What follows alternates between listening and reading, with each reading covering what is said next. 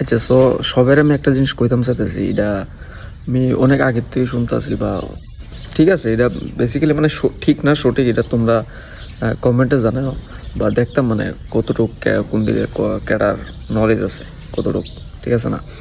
তো কথাটা হয়েছে, আমি আজকে প্রায় 3 বছর, এমন 2.5-3 বছর হয়েছে জিম করি।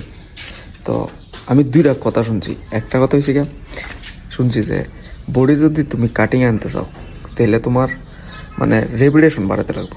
যেমন মনে করো না আমরা 10টা মারি 8টা মারি, তো অনেকে কয়েছে 15টা 20টা করে যদি তুমি কন্টিনিউ 2-3 মাস মাথাতে হও তো তোমার বডির ভিতরে কাটিং আয় পড়বো, ঠিক আছে?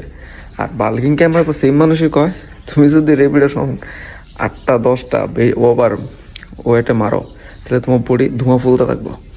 কথাটা কি সঠিক নাকি তা অ্যাকচুয়ালি মানে জানি না, তোমরা সবাই কমেন্টে জানাও আমার।